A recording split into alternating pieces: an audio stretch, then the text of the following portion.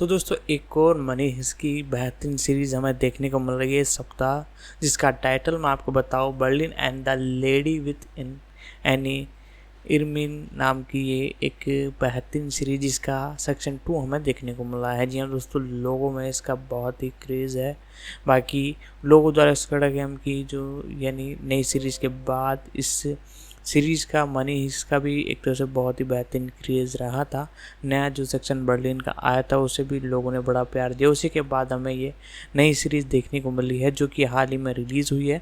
तो आज की इस वीडियो में हम मनी हिस्ट की इस सीरीज़ के बारे में बात करने जा रहे हैं। पूरी इन्फॉर्मेशन मैं आपको इस वीडियो में बताता हूँ। वीडियो को लाइक कर दें और वीडियो को करते हैं स्टार्ट। बर्लिन, जिसे मनी हीस्ट बर्लिन के नाम से भी जाना जाता है, स्पेनिश में ला कासा दे पापेल बर्लिन, नेटफ्लिक्स के लिए एलेक्स पीना और एस्थर मार्टिनेज लोबाटो द्वारा निर्मित एक स्पेनिश टेलीविजन श्रृंखला है।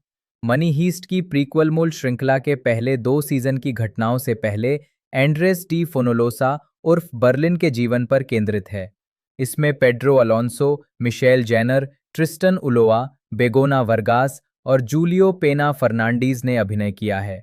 श्रृंखला का प्रीमियर 29 दिसंबर 2023 को हुआ और इसमें 8 एपिसोड हैं। सीजन को अलग अलग मिनी सीरीज के रूप में रिलीज किया गया है, जिसमें पहली मिनी सीरीज का शीर्षक Berlin and the jewels of Paris है। 19 फरवरी 2024 को शो को दूसरे season Berlin and the lady with an ermine के लिए नवीनीकृत किया गया, जिसे 15 मई 2026 को रिलीज किया जाना निर्धारित है। आधार मनी हीस्ट की घटनाओं से कई साल पहले बर्लिन ने एक और डकैती को अंजाम दिया, जिसमें उसने 44 मिलियन यूरो के गहने चुराए और सुरक्षा मुहैया कराने वाले को फंसा दिया। तब तक वो एक आपराधिक गिरोह का सरगना बन चुका था, जिसमें कीला, डामियन, कैमरून, ब्रूस और रोई शामिल थे। ये श्रृंखला मुख्य रूप से पेरिस में घटित होती है।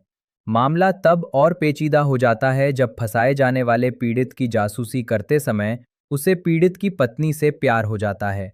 ढालना मुख्य एंड्रेस डी फोनोलोसा या बर्लिन के रूप में, पेड्रो अलोंसो, सैमेंथा सिकिरोस, कैमिला के रूप में, ट्रिस्टन उलोआ, डामियन के रूप में, मिशेल जेनर कीला के रूप में, कैमरून के रूप में Begoña Vargas, Julio Peña Fernandez रोई के रूप में, ब्रूस के रूप में जोएल सांचेज, सूसी के रूप में मारिया इसाबेल मासी रॉड्रिक्स, सहायक रकेल मुरिलो के रूप में इत्जियार इटूनो नजवा निमरी, एलिसिया सिएरा के रूप में, मीको जेरी ओलिवियर के रूप में, मार्टिन असलान एलन के रूप में, एरिस लिमोनसेलो लेडी के रूप में, Belen Lopez.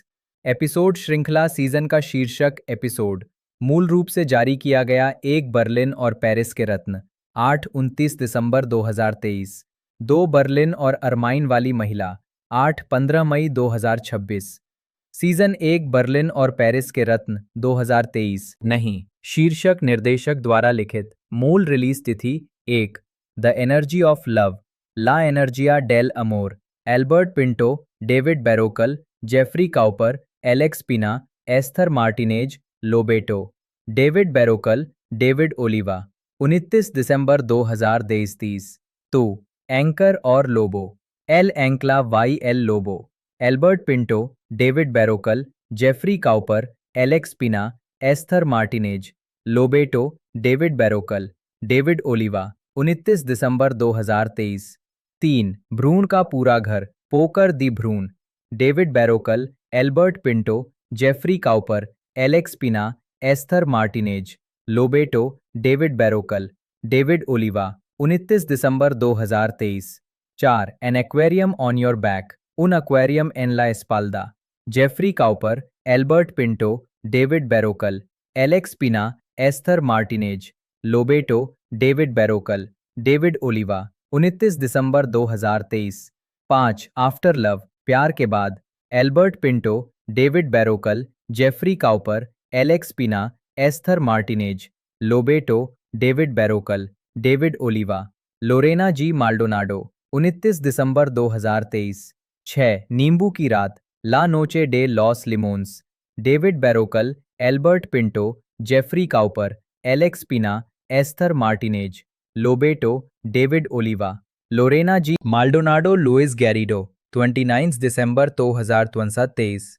The last virgin in the western world, La उटलीमा Virgen de Occidente, David Barrocal, Albert Pintó, Geoffrey Cowper, Álex Pina, Esther Martínez, Lobato, David Oliva, Lorena G, Maldonado Luis Garrido, 29 दिसंबर 2023। एक लुप्त प्राय हाथी, Un Elefante en पेलिग्रो दे Extinción, Albert Pintó, David Barrocal, Geoffrey Cowper, Álex Pina, Esther Martínez, Lobato, David Oliva, Lorena G, Maldonado Luis Garrido, 29 दिसंबर 2023। उत्पादन नवंबर 2021 के अंत में मनी हीस्ट के 5वें भाग के दूसरे वॉल्यूम की रिलीज से कुछ दिन पहले नेटफ्लिक्स ने घोषणा की कि वो एक स्पिन ऑफ सीरीज बर्लिन विकसित कर रहा है, जिसे 2023 में रिलीज करने की योजना है। पेड्रो अलोंसो से मूल सीरीज से अपने किरदार बर्लिन को फिर से निभाने की उम्मीद है और मनी हीस्ट के निर्माता और कार्यकारी निर्माता एलेक्स पिना और एस्थर मार्टिनेज लोबाटो निर्देशन करेंगे। 28 सितंबर 2022 को Michelle Jenner, Begoña Vargas, Tristán Ulloa, Julio Peña Fernández और जोएल सांचेस को अलोंसो के साथ सह कलाकार के रूप में चुना गया। मार्च 2023 में ये घोषणा की गई कि इत्जियार इटूनो और नजवा निमरी भी मनी हीस्ट से राकेल मुरिलो और एलिसिया सिएरा के रूप में अपनी भूमिकाओं को फिर से निभाएंगी। फिल्मांकन अक्टूबर 2022 में पेरिस, फ्रांस में शुरू हुआ और मैड्रिड, स्पेन में जारी रहा। निर्माता एलेक्स पिना और एस्थर मार्टिनेज लोबाटो अपने पिछले हालिया प्रोजेक्ट्स के बाद कुछ हल्का फुल्का करना चाहते थे। अपने मूल शो मनी हीस्ट की तुलना में बर्लिन में हास्य का पुट अधिक है और इसमें अधिक अभिनेताओं और स्थानों का उपयोग किया गया है। पात्रों को अपने परिवेश का अधिक मनोरम अनुभव देने के लिए श्रृंखला को 2:1 के व्यापक स्क्रीन अनुपात में शूट किया गया था। दूसरे सीजन की शूटिंग 23 जनवरी 2025 तक शुरू हो चुकी थी। इस सीजन में मनी हीस्ट के प्रोफेसर अल्वारे मॉर्टे की वापसी होगी, जो बर्लिन के भाई हैं। मुक्त करना ये सीरीज 29 दिसंबर 2023 को नेटफ्लिक्स पर प्रीमियर हुई और इसमें 8 एपिसोड हैं। अपने प्रीमियर के पहले सप्ताह में ये दुनिया भर में सबसे ज्यादा देखी जाने वाली सीरीज बन गई और 91 देशों में टॉप 10 सूची में शामिल हो गई। फरवरी 2024 तक ये नेटफ्लिक्स के इतिहास में 9वां सबसे ज्यादा देखा जाने वाला गैर अंग्रेजी शो था, जिसके 53.1 मिलियन व्यूज थे और ये लगातार 7 हफ्तों तक टॉप 10 गैर अंग्रेजी टीवी सूची में बना रहा। 19 फरवरी 2024 को शो को दूसरे सीजन के लिए नवीनीकृत किया गया, जिसे 15 मई 2026 को रिलीज किया जाना निर्धारित है। नेटफ्लिक्स ने बर्लिन के सीजन को अलग अलग मिनी सीरीज में विभाजित किया, जिसमें सीजन 1 का शीर्षक बर्लिन और पेरिस के गहने और सीजन 2 का शीर्षक बर्लिन और एक अर्मीन वाली महिला है। आलोचनात्मक प्रतिक्रिया समीक्षा एग्रीगेटर रॉटन टोमेटोज पर बर्लिन और पेरिस के रत्नों को 10 समीक्षाओं के आधार पर 70% अनुमोदन रेटिंग मिली है। डेली बीस्ट के नोएल मरे को लगा कि कथानक और नए पात्र मूल मनी हीस्ट के स्तर तक नहीं पहुंच पाए। एलेजांद्रो एलेक्स पिना कैलाफी 22 जून 1967 एक स्पेनिश पटकथा लेखक, टेलीविजन निर्माता और पूर्व पत्रकार हैं, जो स्पेनिश डकैती ड्रामा श्रृंखला ला कासा डे पपेल मनी हीस्ट 2017-2021 और जेल ड्रामा श्रृंखला विस ए विस लॉक्ड अप 2015-2020 के निर्माण के लिए जाने जाते हैं। उनके अन्य शो में लॉस होम्ब्रेस डे पाको 2005, 2010, 2021, एल एम्बारकेडेरो 2019-2020, व्हाइट लाइन्स 2020, स्काई रोजो 2021-2023 और बिलियनियर्स बंकर 2025 शामिल हैं। द हॉलीवुड रिपोर्टर ने पिना को 2019 के शीर्ष अंतर्राष्ट्रीय शो रनर्स की सूची में शामिल किया। जीवनी 1967 में पैम्प्लोना में जन्मे पिना ने पत्रकार के रूप में अपना करियर शुरू किया। एल डियारियो वास्को और डियारियो डी मलोरका जैसे प्रकाशनों के साथ काम किया और बाद में यूरोपा प्रेस एजेंसी में काम किया। 1993 और 1996 के बीच उन्होंने वीडियो मीडिया के लिए पटकथा लेखक और संपादक के रूप में काम किया और 1996 में प्रोडक्शन कंपनी ग्लोबो मीडिया में शामिल हो गए। 1997 में उन्होंने टेलीविजन श्रृंखला मास क्यू एमिगोज और पीरियोडिस्टास में पटकथा लेखक के रूप में अपना करियर शुरू किया। बाद में उन्होंने स्पेनिश श्रृंखलाओं जैसे लॉस सेरानो 2003-2008, लॉस होम्ब्रेस डे पाको 2005, 2010, 2021, एल बार्को 2011-2013 और विस ए विस लॉक्ड अप 2015-2020 का निर्माण, कार्यकारी निर्माण और लेखन किया। ग्लोबो मीडिया में रहते हुए पीना ने अन्य रचनाकारों और निर्माताओं के साथ कैंग्रेजो फिल्म्स की स्थापना की और फुगा डे सेरेब्रोस 2009, ट्रेस मेट्रोस सोब्रे एल सिएलो 2010 और टेंगो गनाज डे टी 2012 सहित कई फिल्मों का निर्माण किया। उन्होंने फिल्म कामिकाजे 2014 का निर्देशन और सहलेखन भी किया। 2016 के अंत में विस ए विस के दूसरे सीजन के समापन के बाद पीना ने ग्लोबो मीडिया छोड़ दिया और अपनी खुद की प्रोडक्शन कंपनी वैंकूवर मीडिया की स्थापना की। इसका पहला प्रोडक्शन ला कासा डे पपेल मनी हीस्ट था, जिसका प्रीमियर 2 मई 2017 को एंटेना थीन पर 4 मिलियन से अधिक दर्शकों के साथ हुआ। इस सीरीज को नेटफ्लिक्स द्वारा विश्व स्तर पर वितरित किया गया और ये पिना के करियर की सबसे बड़ी सफलता बन गई, जिसके परिणाम स्वरूप स्ट्रीमिंग प्लेटफॉर्म के साथ एक मूल सीरीज के निर्माण और प्रोडक्शन के लिए एक विशेष अनुबंध पर हस्ताक्षर किए गए। 2020 में उन्होंने व्हाइट लाइन्स का निर्माण और सहनिर्माण किया।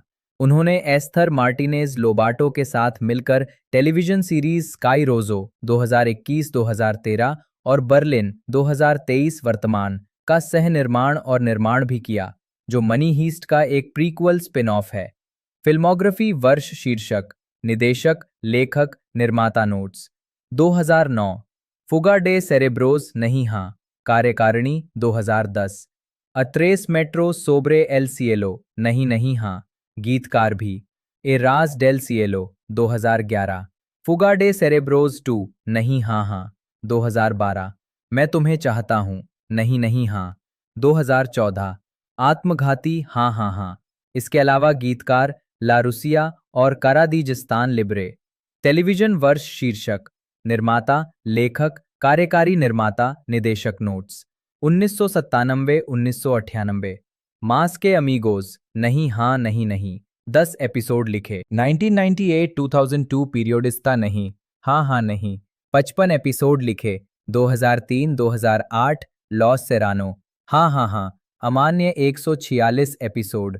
डैनियल एजिजा के साथ सह-निर्मित मैंने 6 एपिसोड लिखे और कुछ एपिसोड का निर्देशन किया जिनकी संख्या ज्ञात नहीं है।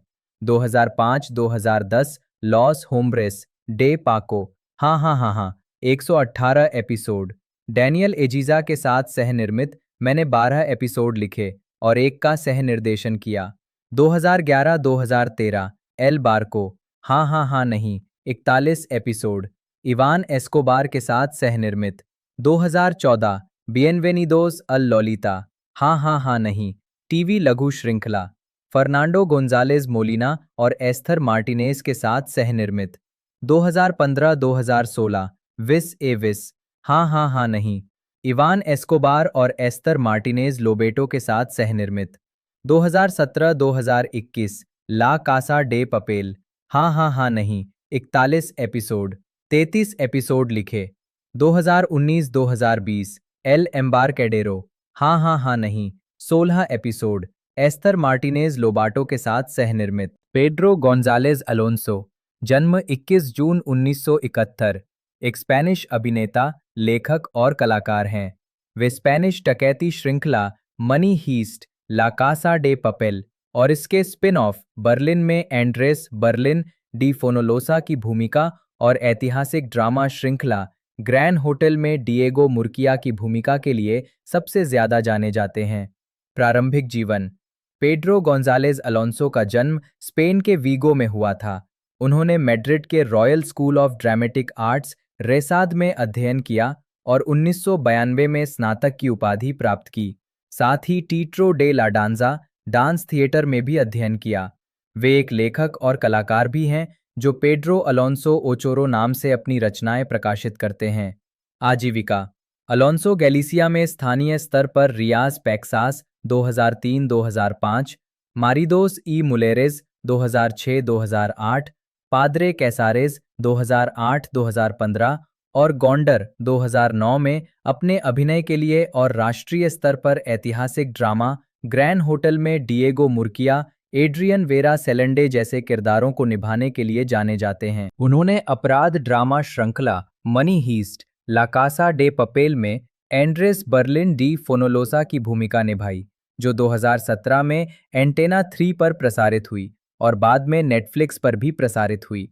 2018 में उन्हें जीक्यू तुर्की पत्रिका द्वारा international star of the year चुना गया।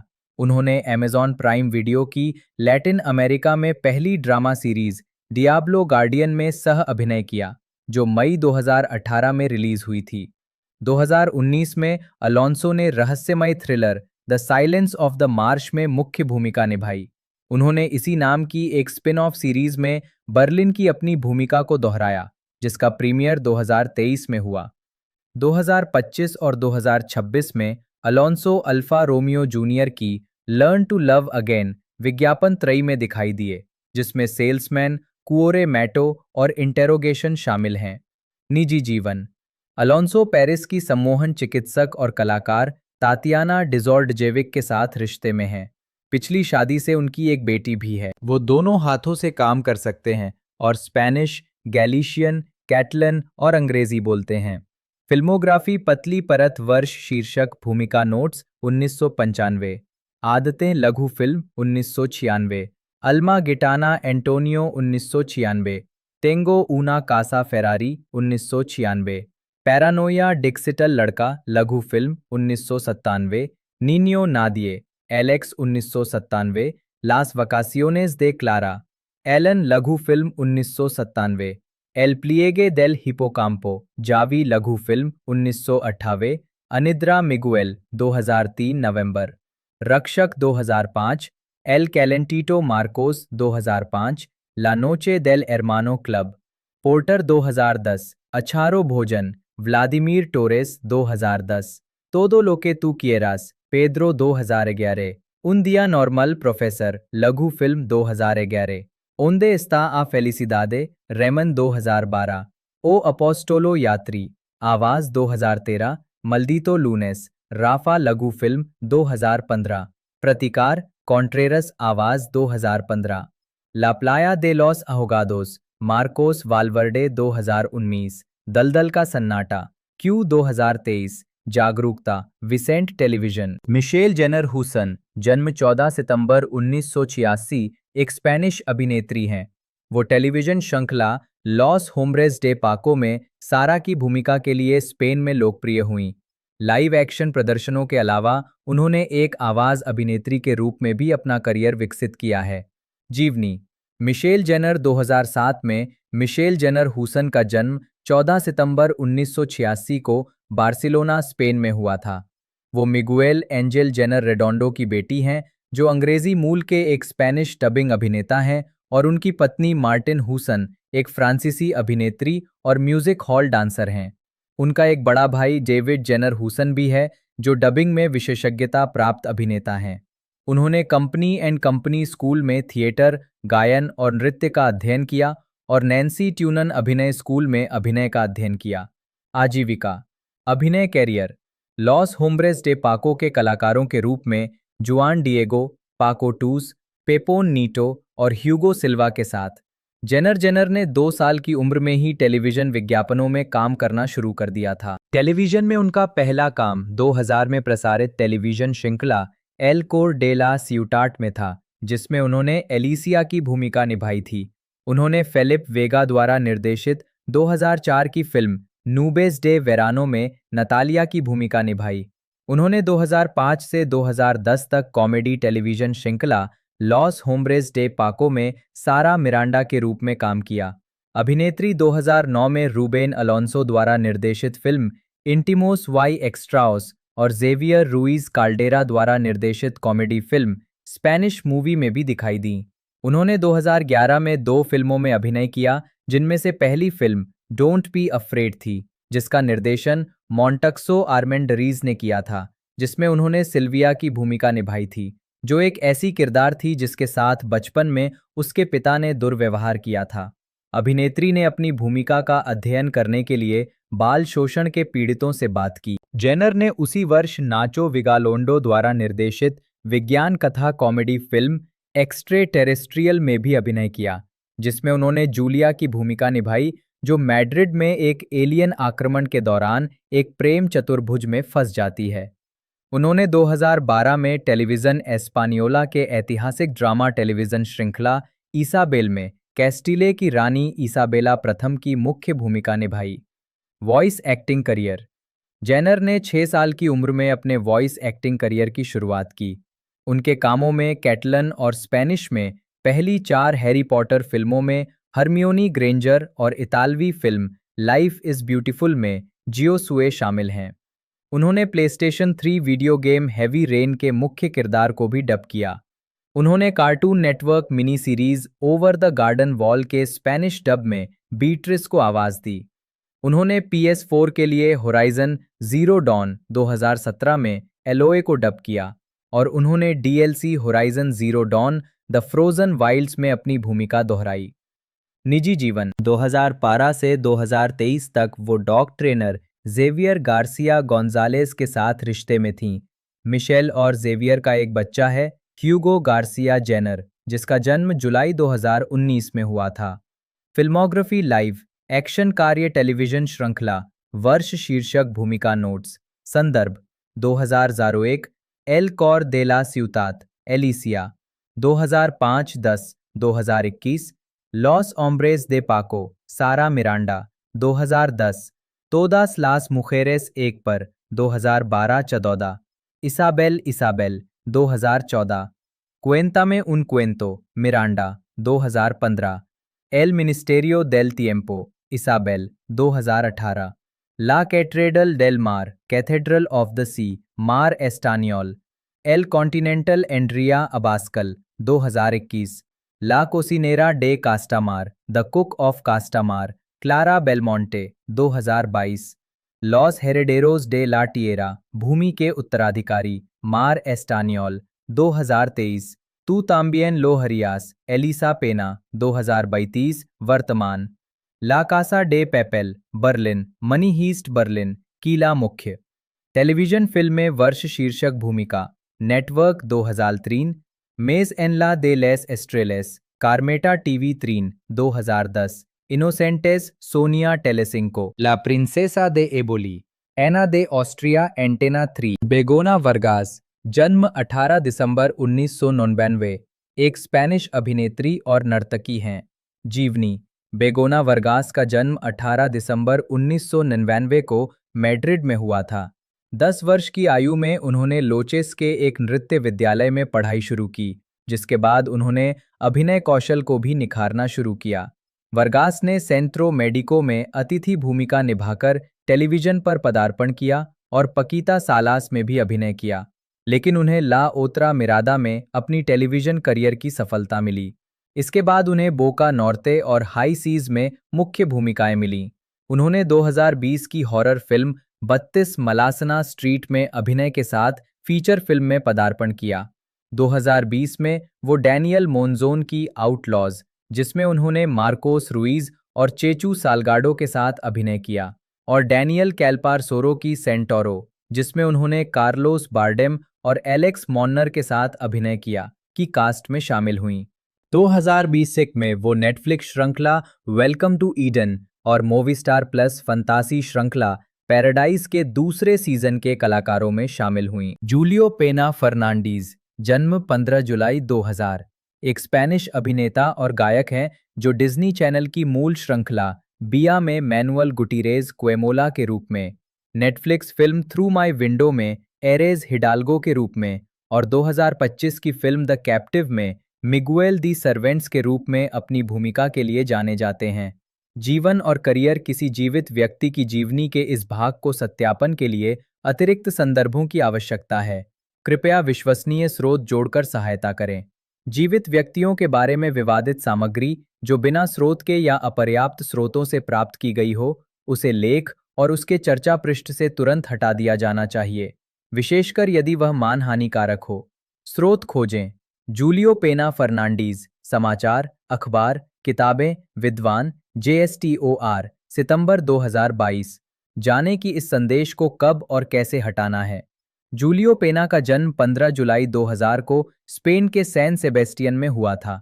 हालांकि वे अपने माता पिता और अपनी बहन एम्मा पेना के साथ मैड्रिड शहर में पले बढ़े। हाई स्कूल में उन्होंने थिएटर की शिक्षा ली और शहर में अभिनय कार्यशालाओं में भाग लिया।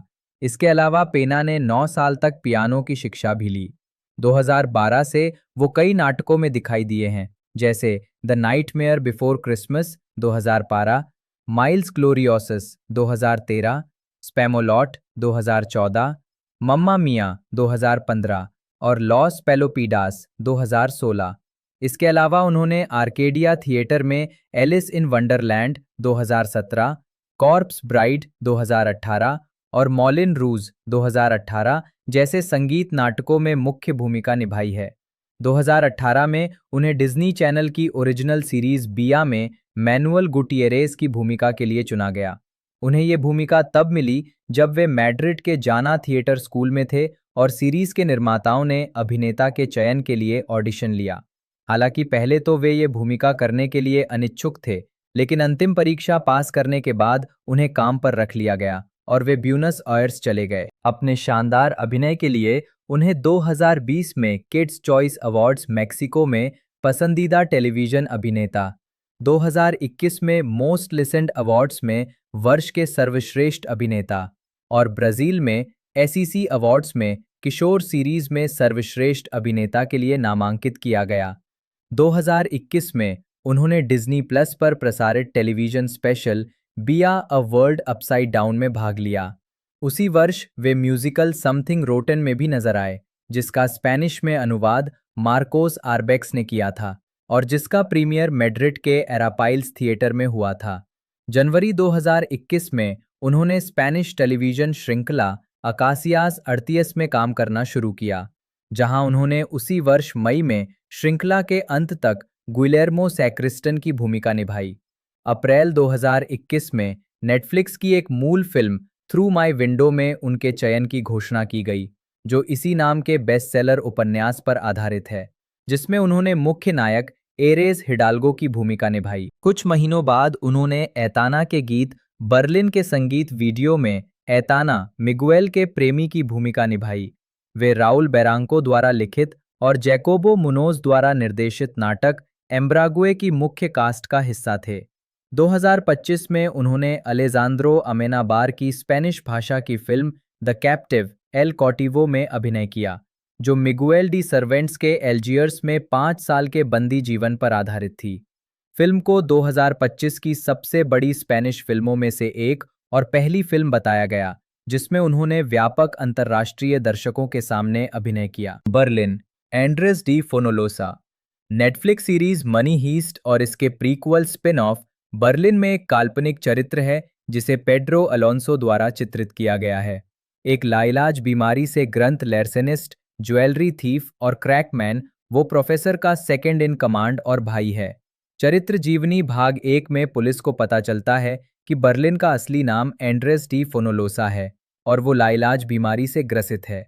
इसी बीच वो अरियादना नाम की एक बंधक के साथ जबरदस्ती का रिश्ता शुरू कर देता है।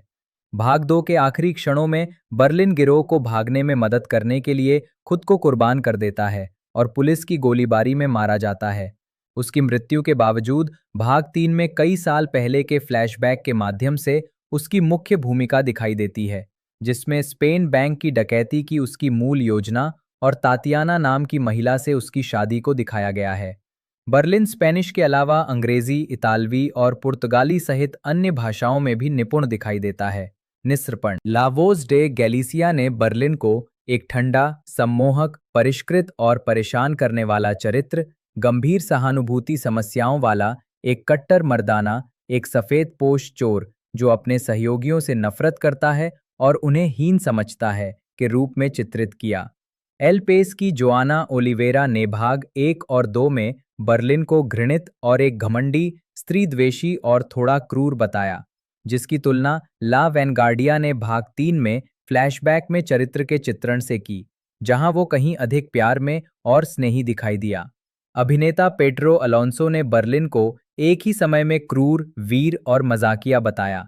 उन्होंने बर्लिन के उच्च अवलोकन कौशल और अपने परिवेश की असामान्य समझ को अपरंपरागत और अप्रत्याशित चरित्र व्यवहार का परिणाम बताया।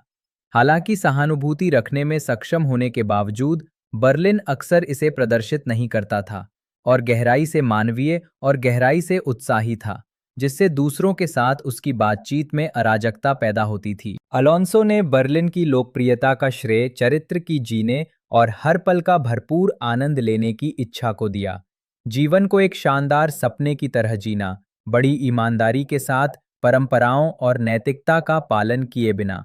विकास अलोंसो द्वारा निभाए गए इस किरदार की प्रेरणा उन्हें ऑडिशन स्क्रिप्ट मिलने से एक दिन पहले हुई एक आकस्मिक मुलाकात से मिली, जिसमें उनकी मुलाकात एक बुद्धिमान व्यक्ति से हुई थी। प्रोफेसर सर्जियो मार्क्वेना नेटफ्लिक्स श्रृंखला मनी हीस्ट में एक काल्पनिक चरित्र है, जिसे अल्वारो मोर्टे द्वारा चित्रित किया गया है।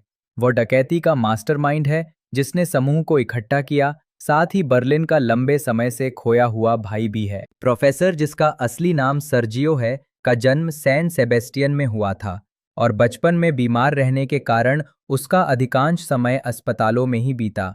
वो गिरोह का सरगना है और रॉयल मिंट और बैंक ऑफ स्पेन में डकैती की योजना बनाने और उसे अंजाम देने वाला वही है।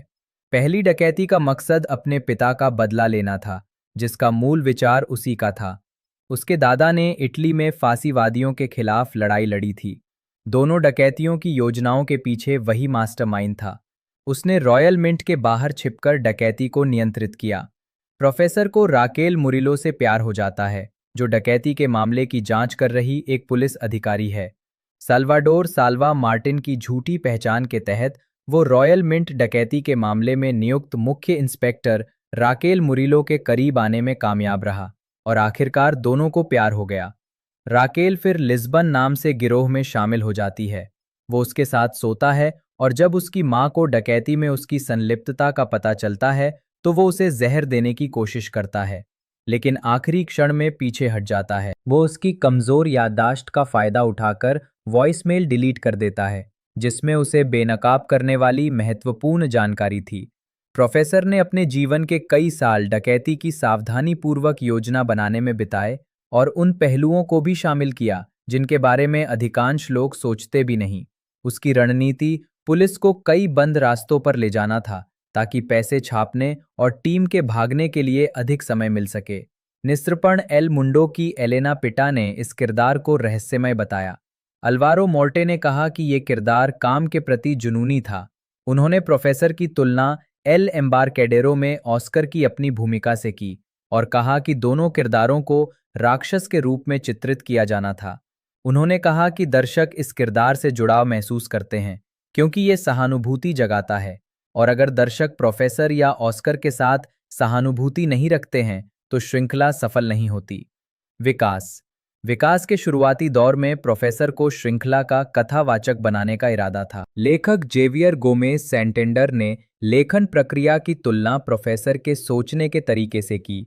घूमना, विकल्पों को लिखना, उन इंजीनियरों से परामर्श करना जिन्हें आप ये नहीं बता सकते कि आप उनसे ऐसा क्यों पूछ रहे हैं। लेकिन उन्होंने कहा कि कल्पना ने पुलिस को आवश्यकता पड़ने पर अधिक मूर्ख या अधिक अयोग्य के रूप में लिखने की अनुमति दी। प्रोफेसर को एक करिश्माई लेकिन शर्मीले खलनायक के रूप में चित्रित किया गया था, जो लुटेरों को अपने पीछे आने के लिए मना सकता था और दर्शकों को शक्तिशाली बैंकों के खिलाफ लुटेरों के प्रतिरोध के प्रति सहानुभूति दिला सकता था। हालांकि प्रोफेसर की भूमिका विकसित करना मुश्किल साबित हुआ, क्योंकि ये चरित्र पारंपरिक मानदंडों का पालन नहीं करता था और निर्माता उसकी प्रतिभा के स्तर के बारे में अनिश्चित थे। जबकि निर्माताओं को उसका साल्वा रूपक जल्दी ही मिल गया था, वे मूल रूप से स्पेनिश अभिनेता जॉस कोरोनेडो जैसे दिखने वाले 50 वर्षीय हार्वर्ड प्रोफेसर की तलाश में थे। ये भूमिका जेवियर गुटिरेज को प्रस्तावित की गई थी, जिन्होंने इसे अस्वीकार कर दिया क्योंकि वे पहले से ही फिल्म कैंपियोनेस में अभिनय करने के लिए प्रतिबद्ध थे। इस बीच कास्टिंग निर्देशकों ने अल्वारो मोर्टे के लिए पैरवी की, जिन्हें वे लंबे समय से चल रहे Spanish soap opera El Secreto de Puente Viejo में अपने सहयोग से जानते थे। भले ही उस समय प्राइम टाइम टेलीविजन में उनका अनुभव सीमित था, पूरी कास्टिंग प्रक्रिया से गुजरते हुए और व्यक्तिगत अनुभव के बजाय बाहरी विश्लेषण के माध्यम से भूमिका का आकलन करते हुए, मोर्टे ने प्रोफेसर को आश्चर्यों का एक जबरदस्त पिटारा बताया जो इस चरित्र को आकार देता है। क्योंकि वो अनिश्चितता पैदा करना कभी बंद नहीं करता, जिससे दर्शकों के लिए ये स्पष्ट नहीं हो पाता कि चरित्र अच्छा है या बुरा। निर्माताओं ने उनकी शक्ल सूरत की तुलना एक प्राथमिक विद्यालय के शिक्षक से भी की और उनका मानना था कि इससे चरित्र को अधिक विश्वसनीयता मिलती है। प्रोफेसर का चश्मा शुरू में लाल और अधिक प्रमुख था, लेकिन अंत में निर्माताओं ने अधिक संयमित और गहरे रंग के चश्मे को प्राथमिकता दी। प्रोफेसर का ओरिगामी के प्रति आकर्षण मॉर्टे द्वारा प्रस्तावित किया गया था। निर्माता एलेक्स पिना ने राकेल की कहानी को, जो पहले प्रताड़ित पत्नी थी और अब प्रोफेसर के प्यार में पड़ जाती है, बेहद शक्तिशाली और रोमांटिक बताया। उनका दो विपरीत पृष्ठभूमियों से आना शैली को निखारने के उद्देश्य से किया गया था और निर्माता इसका फायदा उठाना चाहते थे। ले मोंडे ने कहा, प्रोफेसर और राकेल, जो बातचीत की प्रभारी निरीक्षक हैं, के बीच का खेल शानदार है। सहजता और प्रत्याशा से भरा एक दो तरफा खेल। अपने दुश्मन को नजरअंदाज करना हार को गले लगाना है, इसलिए उसके साथ घनिष्ठ संबंध बनाना जरूरी है। मॉर्टे ने कहा कि तीसरे भाग में प्रोफेसर जरूरी नहीं कि प्यार को अन्य जोखिमों से ज्यादा अहमियत दें, ये कहते हुए कि अगर उसका वो दूसरा काला पक्ष न होता तो ये काम ही न करता। प्रोफेसर की वो तरकीब जो हमें इतना बांधे रखती है, वो ये है कि हम कभी नहीं जान पाते कि उसके मन में क्या चल रहा है, वो क्या सोच रहा है। मैं यही अस्पष्टता देने की कोशिश करता हूँ। बर्लिन की मौत को लेकर किरदार का गुस्सा ही तीसरे भाग के लिए किरदार की प्रेरणा का स्रोत बना, और यही विचार मॉर्टे ने निर्माताओं को दिया था। सितंबर 2019 में मॉर्टे ने प्रोफेसर को एक बहुत ही दिलचस्प किरदार माना, जिसकी कहानी अभी और बाकी थी। मॉर्टे ने चौथे भाग के बारे में कहा, शिक्षक नरक में उतरता है। स्वागत मॉर्टे ने 2020 में 34वें गोया पुरस्कार समारोह में भाग लिया। प्रोफेसर इस सीरीज के सबसे लोकप्रिय किरदारों में से एक हैं। इस भूमिका के लिए अल्वारो मॉर्टे को 2018 में सर्वश्रेष्ठ टेलीविजन अभिनेता श्रेणी में अभिनेता और अभिनेत्री संघ पुरस्कारों के लिए नामांकित किया गया था और उन्होंने 2019 में ये पुरस्कार जीता। 2019 में सर्वश्रेष्ठ अभिनेता के लिए 21वां आइरिस पुरस्कार जीता और 2020 में सर्वश्रेष्ठ मुख्य अभिनेता के लिए प्रेमियोस फेरोस के लिए नामांकित किया गया। राकेल मुरीलो, बाद में लिस्बन कोडनेम अपनाने वाली नेटफ्लिक्स श्रृंखला मनी हीस्ट और बर्लिन में एक काल्पनिक पात्र है, जिसे इट्जियार इटूनो ने निभाया है। वो राष्ट्रीय पुलिस कोर में एक निरीक्षक थीं, जिन्हें रॉयल मिंट में हुई डकैती को रोकने में विफल रहने से पहले जांच का जिम्मा सौंपा गया था, लेकिन बाद में उन्हें इस्तीफा देने के लिए मजबूर किया गया। बाद में वो बैंक ऑफ स्पेन को लूटने वाले लुटेरों के समूह में शामिल हो गईं। चरित्र जीवनी: राकेल राष्ट्रीय पुलिस कोर में एक इंस्पेक्टर है, जिसे भाग 1 और 2 में लुटेरों के साथ बातचीत करने का काम सौंपा गया है। हालांकि बातचीत के दौरान उसकी मुलाकात प्रोफेसर से होती है, जो एक बार में साल्वाडोर मार्टिन के नाम से अपना परिचय देता है और उसके साथ उसका रिश्ता शुरू हो जाता है। वो उससे इतना प्यार करने लगती है कि उसे गिरफ्तार करने के बजाय उसका पीछा करने का फैसला करती है, क्योंकि जांच का नेतृत्व करते समय लिए गए गलत फैसलों के कारण उसके सहकर्मियों ने उसे शर्मिंदा किया और उससे किनारा कर लिया। प्रोफेसर को रिहा करने के 1 साल बाद वो उसका पीछा करते हुए फिलीपींस जाती है और गिरोह की सदस्य बन जाती है। गिरोह के बाकी सदस्यों की तरह वो अपनी पहचान छिपाने के लिए एक शहर लिस्बन का नाम अपना लेती है।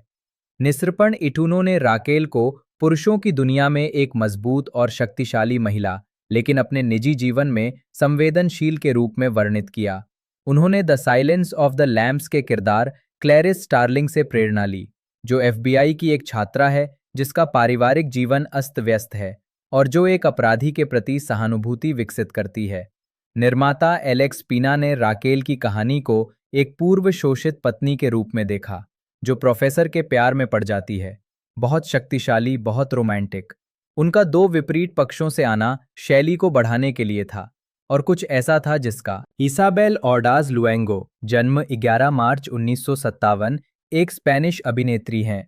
उन्होंने 1982 से अब तक 50 से अधिक फिल्मों और टेलीविजन शो में अभिनय किया है। उन्हें 20वें मॉस्को अंतर्राष्ट्रीय फिल्म महोत्सव में शेवरलेट में अपनी भूमिका के लिए सर्वश्रेष्ठ अभिनेत्री का सिल्वर सेंट जॉर्ज पुरस्कार मिला। उन्होंने अकी नो हाई क्विएन विवा और ला क्यू से एवेसिना जैसे टेलीविजन धारावाहिकों में भी काम किया है। जीवनी। बचपन से ही उन्हें रंगमंच और अभिनय में रुचि थी और उन्होंने अभिनेता जॉस लुइस गोमेज और जॉन स्ट्रासबर्ग से कई प्रशिक्षण पाठ्यक्रम लिए। 1982 में उन्होंने अपनी पहली लघु फिल्म एरेस मी गुला बनाई, जिसके बाद उसी वर्ष सालिदा दे मिसा दे डोसे डेल पिलर और 1983 में एल विविडोर 2 जैसी अन्य फिल्में भी बनाईं। 1980 के दशक के दौरान उन्होंने थिएटर के साथ साथ लघु फिल्मों और फिल्मों में छोटी भूमिकाएं भी निभाईं, जैसे कि फर्नांडो ट्रूबा की 1986 की फिल्म ईयर ऑफ एनलाइटमेंट में। 1987 में उन्होंने बच्चों की श्रृंखला लॉस मुंडोज डे यूपी में बर्ता के रूप में एक यादगार भूमिका निभाई। इस भूमिका के बाद से ऑर्डास को अधिक प्रसिद्धि मिली और उन्होंने फर्नांडो कोलोमो की 1989 की फिल्म गोइंग साउथ शॉपिंग में एक छोटी भूमिका निभाई और साथ ही मार्टेस वाइट रेसे के कार्यक्रम ए वेर की कास्ट में भी शामिल हुईं। वो थिएटर में काम करना जारी रखती हैं और गैबिनो डिएगो के साथ बनी लघु फिल्मों में अभिनय करती हैं, जिनमें ऐसा एस टू पार्टे भी शामिल है, जिसके लिए उन्हें कई अभिनय पुरस्कार मिले हैं। वो why do they call it love when they mean sex और all men are the same जैसी फिल्मों में भी दिखाई देती हैं। उन्हें पेपा वाई पेपे नामक श्रृंखला में मुख्य भूमिका के लिए व्यापक पहचान मिली, जिसमें उन्होंने वेरोनिका फोर्के की सहेली का किरदार निभाया था। 1997 में उन्होंने film All men are the Same के टेलीविजन रूपांतरण में अभिनय किया। उसी वर्ष उनके फिल्मी करियर में एक महत्वपूर्ण मोड़ आया जब उन्होंने शेवरलेट में लूसिया की भूमिका के लिए सर्वश्रेष्ठ नवोदित अभिनेत्री का गोया पुरस्कार जीता। सिनेमा में उनकी स्थिति पूरी तरह बदल गई और उन्होंने योयस और कार्ने डे गैलिना जैसी फिल्मों में महत्वपूर्ण सहायक भूमिकाएं निभाईं। राफेल गॉर्डन द्वारा निर्देशित वो 2000 की फिल्म ला रीना इजाबेल एन परसोना में मुख्य भूमिका निभाती हैं, जिसमें वो एक ऐसी अभिनेत्री की भूमिका निभाती हैं जो कैस्टिले की इजाबेला प्रथम की भूमिका निभाते हुए अपने किरदार में इतनी डूब जाती है कि वो उसी के रूप में जीने लगती है। 2002 में उन्होंने असमता सेरना के साथ टेरेसा टेरेसा फिल्म में अभिनय किया, जिसमें उन्होंने एविला की रहस्यवादी टेरेसा की भूमिका निभाई। उन्होंने एल कैलेंटिटो जैसी फिल्मों में महत्वपूर्ण सहायक भूमिकाएं निभाना जारी रखा, जब तक कि वे एंटेना 3 पर प्रसारित होने वाली बेहद सफल श्रृंखला अकी नो हाय कुएन विवा में दिखाई देने लगीं, जिसमें उन्होंने रहस्यवादी इजाबेल की भूमिका निभाई, जिन्हें प्राकृतिक उपचारों के प्रति उनके लगाव के कारण ला हियरबास जड़ी बूटियां उपनाम दिया गया था। 2007 में उन्होंने टेलीसिंको पर प्रसारित होने वाली श्रृंखला अकी नो हाय कुएन विवा लाक्यू से एवेसिना के सीक्वल में अरासेली मदरियागा की भूमिका निभाई। थिएटर में काम करने के कारण उन्होंने कई बार श्रृंखला छोड़ी। 2016 में 9वें सीजन के अंत में उन्होंने श्रृंखला को हमेशा के लिए छोड़ दिया। उनके पीछे एक प्रभावशाली थिएटर करियर भी है। उन्होंने अलगुन अमोर क्यूनो मैट, La Dama Boba, Electra, El Caso de la Mujer Asesinadita, Cuando Era Pequeña, Los Días Felices, La Asamblea de Mujeres, Mérida festival में प्रीमियर, लूसेस डी बोहेमिया और लुसीडो जैसे नाटकों में अभिनय किया है।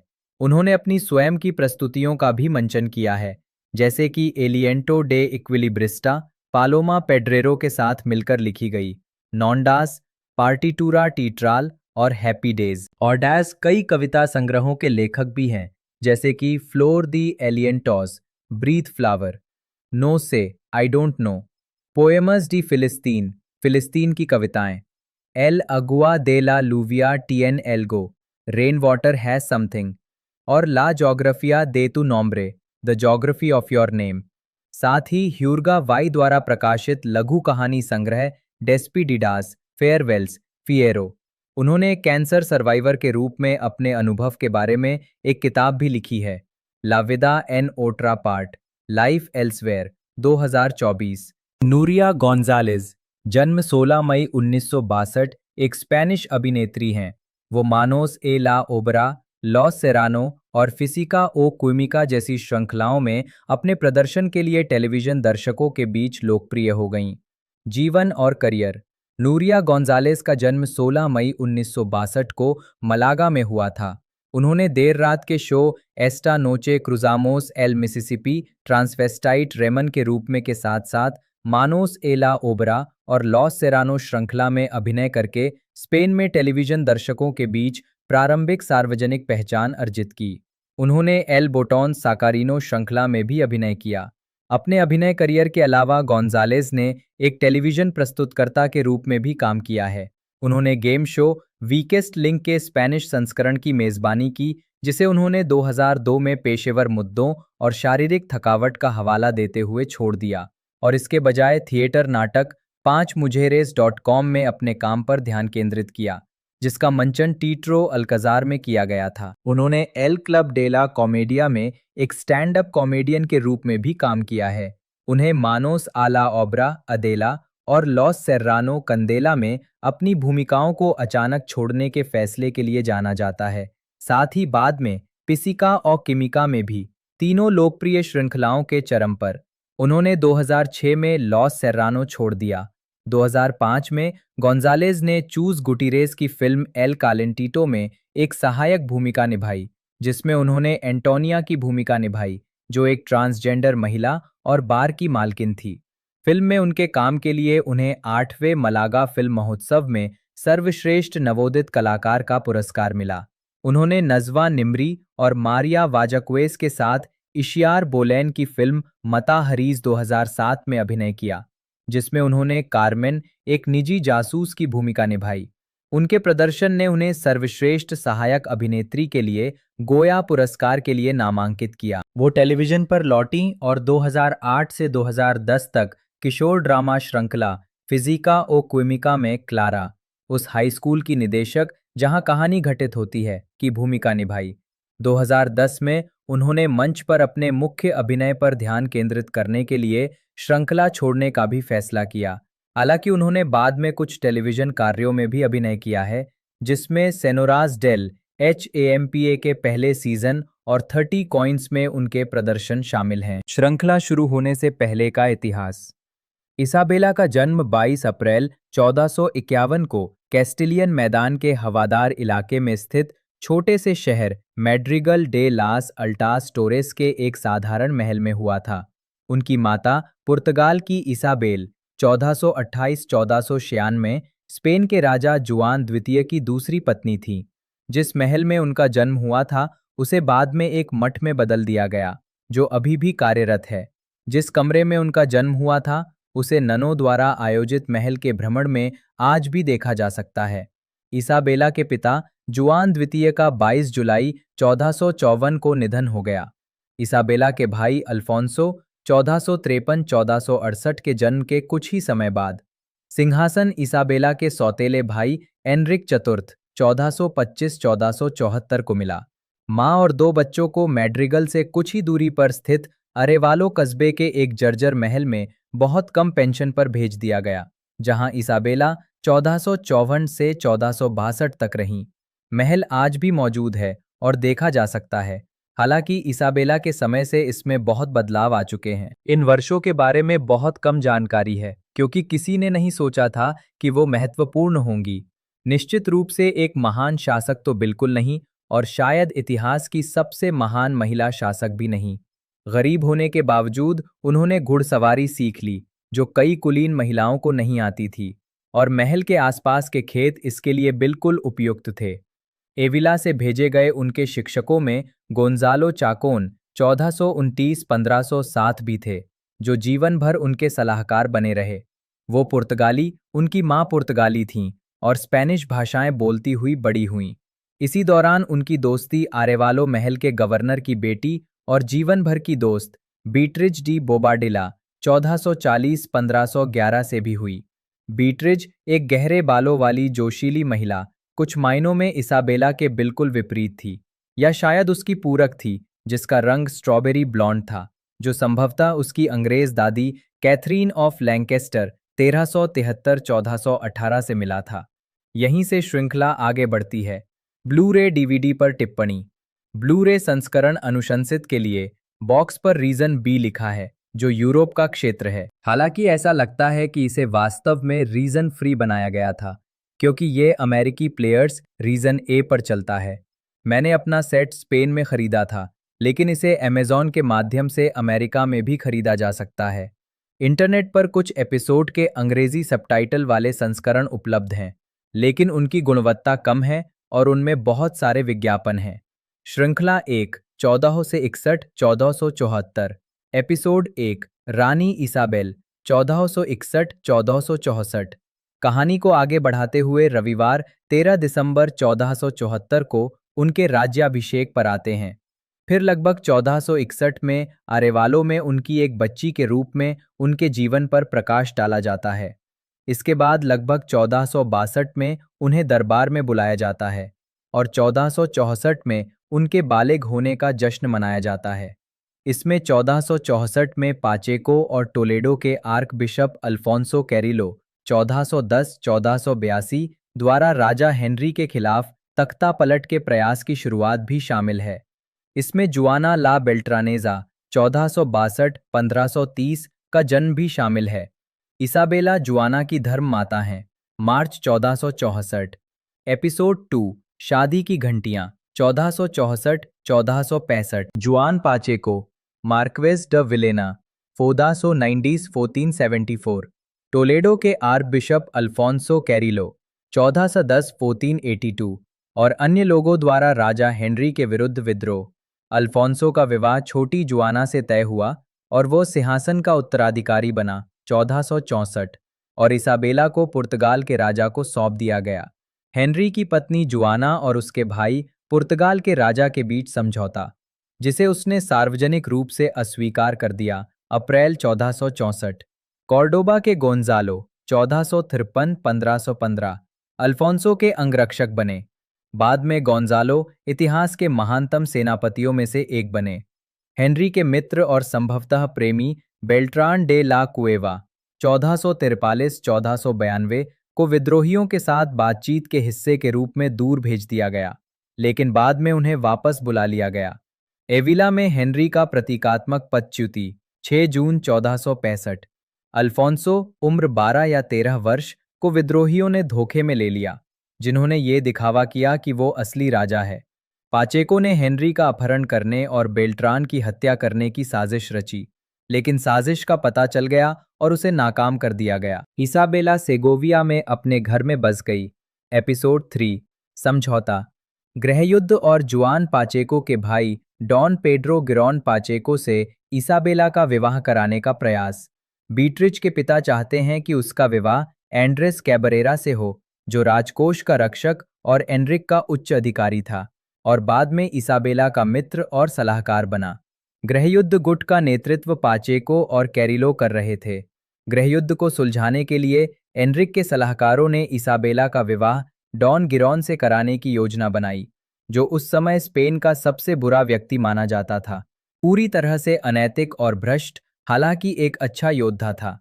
इसाबेला को ये बात बता दी जाती है और उसके पास कोई विकल्प नहीं बचता।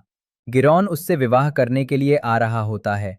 वो एक दिन और एक रात उपवास और प्रार्थना करती है, ये कहते हुए, या तो वो मर जाए या मैं मर जाऊं। प्रसिद्ध है कि बीट्रिज उसे स्वयं मारने की कसम खाती है। उसकी यात्रा में एक संकेत मिलता है। सारसों का एक विशाल झुंड ऊपर से उड़ता है और सूर्य को ढक लेता है। सारस झुंड में नहीं उड़ते, जिसे अपशगुन माना जाता है। इसके कुछ ही समय बाद रास्ते में उसकी मृत्यु हो जाती है। यह ऐतिहासिक अभिलेख में दर्ज है। फिल्म में ऐतिहासिक अभिलेख में इसकी पुष्टि नहीं हुई है। गिरॉन की हत्या उस महिला के भाई द्वारा की जाती है जिसके साथ उसने बलात्कार किया था और जिसकी मृत्यु हो गई थी। इससे गृहयुद्ध की पुनः शुरुआत का मार्ग प्रशस्त होता है। अल्फोंसो युद्ध में लड़ना चाहता है, लेकिन उसके पास कोई कौशल नहीं है। एपिसोड 4, दरबार में त्रासदी, 1467-1468। ओल्मेडा का युद्ध और अल्फोंसो की मृत्यु। अल्फोंसो महत्वपूर्ण द्वितीय ओल्मेडा युद्ध 20 अगस्त 1467 में लड़ने में असफल रहता है। युद्ध बराबरी पर समाप्त होता है, या कम से कम एंड्रिक जीत की घोषणा नहीं करता। गृहयुद्ध जारी रहता है। विद्रोही अब भी अल्फोंसो को राजा मानते हैं और युद्ध के मैदान में अपनी विफलता के बावजूद वो कुछ नेक चरित्र प्रदर्शित करता है। इस बीच एनरिक बातचीत पर जोर देता है और समझौते के एक हिस्से के रूप में उसे अपनी पत्नी से किए गए वचन से मुकरना पड़ता है कि वे और छोटी जुआना साथ रहेंगे। जुआना को अलग रखा जाता है और उसे सेविले के आर्क बिशप फोन्सेका की जागीर में भेज दिया जाता है। इजाबेला और अल्फोंसो कुछ समय के लिए अपनी मां के पास वापस आ जाते हैं। बाद में टोलेडो के लिए एक और युद्ध की तैयारी चल रही होती है और अल्फोंसो इजाबेला के साथ वहां होता है। वो रात के खाने में ट्राउट मछली खाता है और अगली सुबह तक वो बेहद बीमार हो जाता है और कुछ ही समय बाद उसकी मृत्यु हो जाती है। फिल्म में ये संकेत दिया गया है कि पाचेको ने उसे जहर दिया था, हालांकि ये ऐतिहासिक रिकॉर्ड में दर्ज नहीं है। एपिसोड 5, गुइसांडो की संधि। टोरोस डी गुइसांडो की संधि की ओर ले जाने वाली घटनाएं। जुआना फोन्सेका के महल में अपने प्रेमी से गर्भवती हो जाती है। जब उसके प्रेमी का पता चलता है तो वो हेनरी के लिए एक अनसुलझी समस्या बन जाता है, क्योंकि सभी जानते थे कि वो पिता नहीं हो सकता। इसके चलते हेनरी छोटी जुआना को उत्तराधिकारी के रूप में त्याग देता है और इजाबेला को असली उत्तराधिकारी घोषित करने पर सहमत हो जाता है। इजाबेला एनरिक से सहमत होती है कि गृह युद्धों में बहुत अधिक रक्तपात हो चुका है। वे 19 सितंबर 1468 को टोरोस डी गुइसांडो में समझौते की सार्वजनिक घोषणा करने के लिए मिलते हैं। वो स्थान अभी भी चारों टोरोस के साथ मौजूद है और वहां जाया जा सकता है। इजाबेला एनरिक का सम्मान करने और उसके जीवित रहते सिंहासन पर बैठने का प्रयास न करने पर सहमत होती है। पोप का दूत सभी को बताता है कि पहले की सभी घोषणाएं रद्द कर दी गई हैं। उद्देश्य कैस्टिले में शांति स्थापित करना है। एपिसोड 6, राजा का व्यक्तित्व। 1468। गृहयुद्ध जारी है। एनरिक अपने द्वारा हस्ताक्षरित संधियों और समझौतों का पालन करने से इनकार करता है। हमेशा उससे बात करने वाले अंतिम व्यक्ति के प्रभाव में रहता है। इसाबेला के साथ एक समझौता करता है जिसमें उसे एस्टूरियास की राजकुमारी यानी सिंहासन की अगली उत्तराधिकारी 1468 घोषित किया जाता है, ये बताए जाने के बाद कि वो जुआना के नाजायज बच्चे के बारे में जानती है और ये तथ्य कि एनरिक को जुआना से शादी करने की अनुमति देने वाला फरमान अमान्य है। इसाबेला का विवाह फिर से पुर्तगाल के राजा और फ्रांस के राजा के भाई से कराने का प्रयास किया जाता है। पाचेको अपनी बेटी का विवाह फर्डिनेंड से कराने की कोशिश करता है, जो पहली बार अपनी प्रेमिका एल्डोंजा रोइग डी इबोरा 1454-1513 के साथ दिखाई देता है, जिससे उसका एक बेटा अलोंसो डी आरागोन 1459-1520 था। एनरिके इसाबेला के साथ हुए समझौते का जिक्र कोर्टेस के सामने नहीं करता, जिसके चलते कोर्टेस उसकी सिफारिश मानकर इसाबेला की शादी पुर्तगाल के राजा से करवा देता है और इस तरह एक बार फिर उसके साथ विश्वासघात करता है। पाचेको चाकौन और कैरेरास को छल से सेगोविया बुलाता है, उन्हें जेल में डाल देता है और इसाबेला को धमकी देता है कि अगर उसने शादी के अनुबंध पर हस्ताक्षर नहीं किए तो उसे आजीवन कारावास में रखा जाएगा। इसाबेला इनकार कर देती है और गोंजालो डी कॉर्डोबा और कैरिलो उसे बचा लेते हैं, जिनकी सेना पाचेको के अधिकांश हमलावरों को मार गिराती है। एपिसोड 7, रानी की स्थिति। 1459। पाचेको ने अपनी बेटी से वादा किया है कि उसकी शादी फर्नांडो से होगी। एनरिक चाहता है कि इसाबेला की शादी फ्रांस के राजा के भाई ड्यूक डी गुएन से हो। कैरिलो और चाकोन उसे समझाते हैं कि उसके पास केवल दो ही विकल्प हैं, ड्यूक या एरागॉन के राजकुमार फर्डिनेंड। इसाबेला कार्डेनास को फर्नांडो और ड्यूक दोनों से मिलने और उनके बारे में बताने के लिए भेजती है। चूंकि ड्यूक अपंग और झुका हुआ है, इसलिए वो इसाबेला को फर्डिनेंड से शादी करने के लिए मना लेता है। उसे एनरिक से वादा करना पड़ता है कि वो ड्यूक से शादी करेगी, हालांकि वो जानती है कि ये झूठ है। उसे ओकोना में निगरानी में रखा जाता है, लेकिन वलाडोलिड में होने वाली शादी के लिए फर्डिनेंड के साथ शादी की तैयारियां जारी रहती हैं। फ्रांस से दूत आता है और उसे पता चलता है कि इसाबेला का ड्यूक से शादी करने का कोई इरादा नहीं है। कैरिलो इसाबेला को बताता है कि एक आदेश है जो फर्नांडो को परिवार में शादी करने की अनुमति देता है। इसाबेला और फर्नांडो चचेरे भाई बहन हैं, लेकिन इस पर पोप के हस्ताक्षर नहीं हैं, हालांकि वो उसे ये बात नहीं बताता। कुछ तूफानी बातचीत के बाद सब कुछ तय हो जाता है, लेकिन फर्नांडो को शादी के लिए गुप्त रूप से वलाडोलिड जाना पड़ता है। गोंजालो इसाबेला को बचा लेता है और उसे वलाडोलिड ले जाता है, जिससे पाचेको बहुत नाराज होता है, जिसे अब एहसास होता है कि उसके साथ विश्वासघात हुआ है और उसकी बेटी फर्नांडो से शादी नहीं करेगी। तो एपिसोडों की बात कर ले तो हमें इस सीरीज़ के अंदर सेक्शन 2 के अंदर 8 एपिसोड देखने को मिले हैं। 8 मिलाकर 16 एपिसोड टोटल सीरीज़ में हो चुके हैं। बाकी लोगों द्वारा इसे बड़ा पसंद किया जा रहा है। आपने इसका टीजर ट्रेलर देख ही लिया होगा और फाइनली रिलीज़ भी हो चुकी है नेटफ्लिक्स के OTT प्लेटफॉर्म पर, तो आप वहां पर जाकर इसे देख पाओगे। बाकी मैंने पूरी इन्फॉर्मेशन इस वीडियो की आपको बता दी है। वीडियो आपको अच्छी लगे तो लाइक कीजिएगा। मिलते हैं अगले वीडियो में।